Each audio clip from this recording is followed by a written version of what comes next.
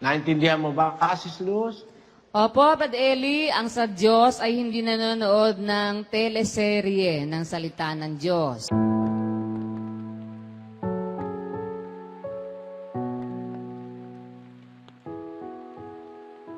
Broken ka na ba? Nako, it's one of the worst feelings na ata. Ang nakakapagtaka lang, yung taong kailan mo lang naman nakilala at dumating sa buhay mo, bakit kapag nawala, parang hindi ka na kumpleto? Na kahit yung mga bagay na dating nagpapasaya sa'yo, hindi kayang takpan ang lungkot na nararamdaman mo. Yung iba pa nga, kung mag-react parang katapusan na ng mundo. Oo na, ganun din ako. Dati. Pero, naisip mo na ba kung anong reason at nangyayari yung mga ganito? Pwede namang, pag gusto mo, gusto ka rin. Pag mahal mo, mahal ka rin. Natanong mo na ba kung bakit?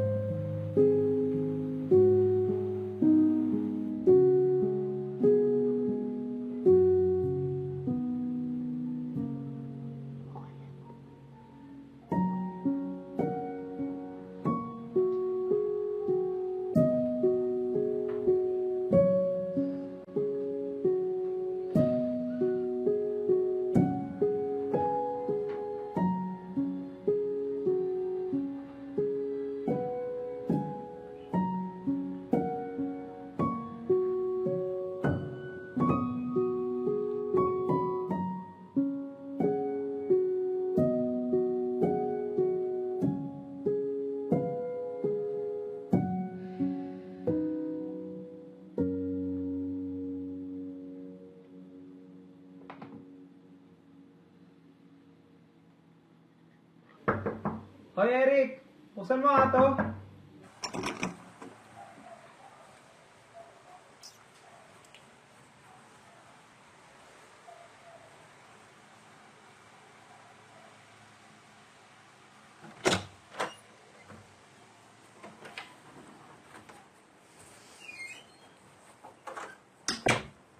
Uy, kumain ka na ba? Pa-deliver tayo.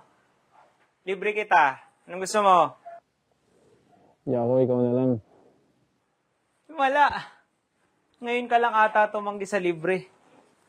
Pag tayong tropa ang magkakasama, buraot ka. Kapag kasama mo naman yan si Annabel, tsaka ka nagiging galante.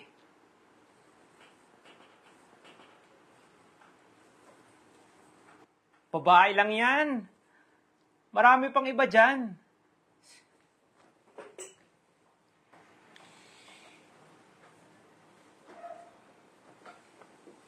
Minsan yata hindi na kayo umaattend ng prayer meeting para lang makapanood ng teleserye.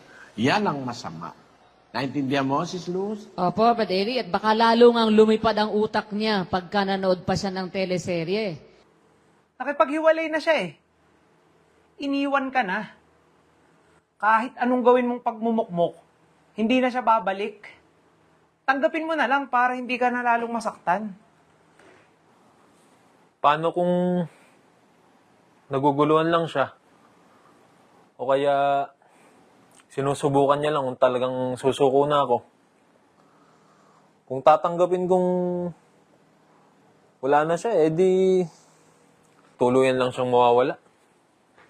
Kung mahal ka pa niya, hindi ka niya iiwan in the first place. Kapag bibigyan mo ng hope ang sarili mo, lalong hindi mo matatanggap. Sinabi na niya, di ba? Ayaw na niya. Malay mo, nabigla lang siya. Sa tagal ng pinagsamahan namin, di naman basta-basta mawawala yung feelings niya. Kaso wala na nga, di ba? Sinabi na niya. Kailangan mo nang magbubuntol.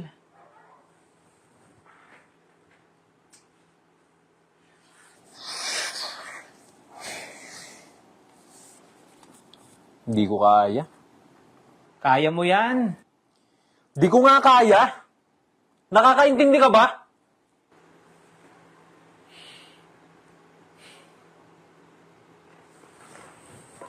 Sige, tol. Di na kita pipilitin. Nasabi ko na ang dapat kong sabihin.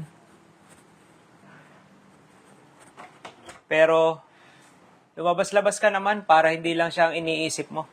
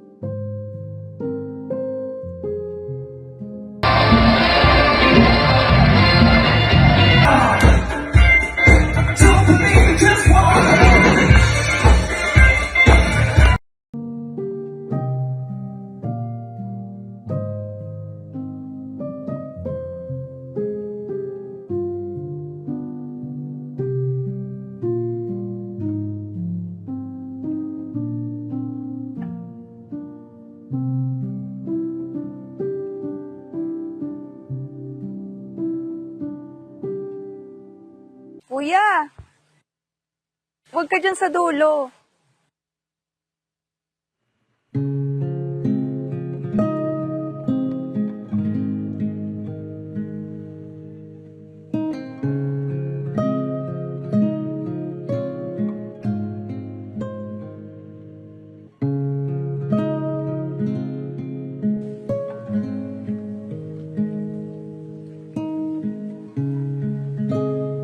Sige ka, baka mahulog ka dyan. Sayang ka. Ang hirap pa naman ma-fall, lalo na kung alam mong walang sasalo sa'yo.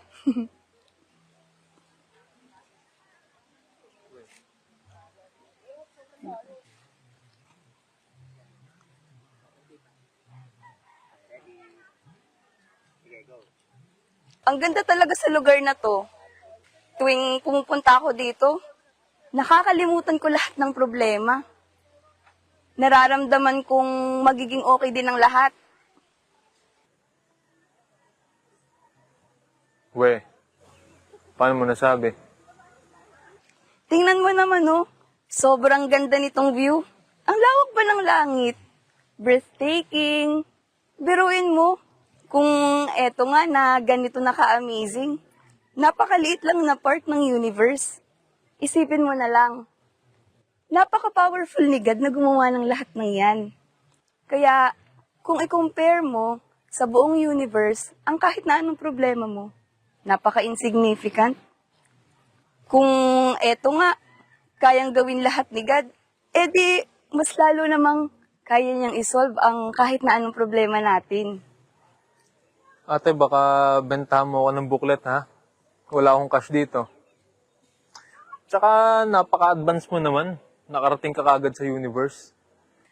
One, wala akong binibenta, no?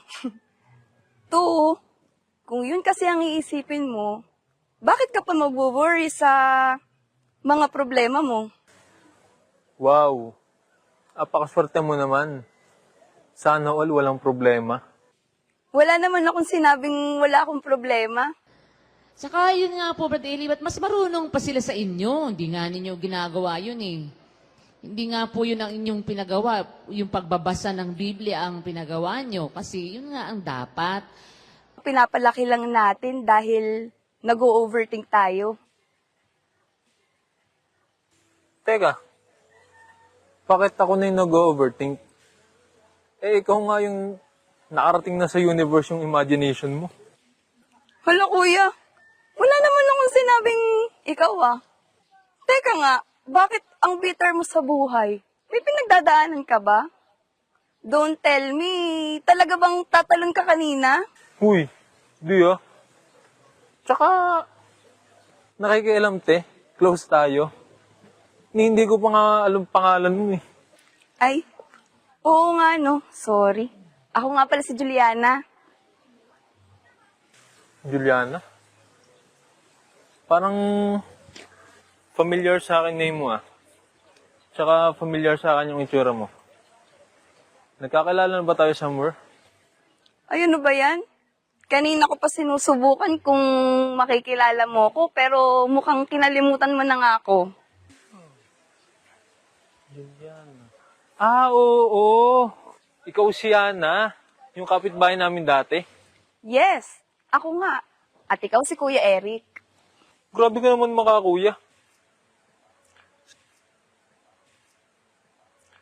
Sorry ah. Di agad kita nakilala. Laki kasi ng pinagbago mo eh. Buti di mo pa nga nakalimutan. Aba, syempre naman. Ikaw kaya yung palaging nagtatanggol sa akin kapag may mga bully akong kalaro. Pati pala yun, naalala mo. Talaga? So, saan ka ngayon nakatira, Kuya Eric? Uy. Tama na nga yung kakakuya mo. Anyway, sa Lucena ako nakatira. Ay talaga?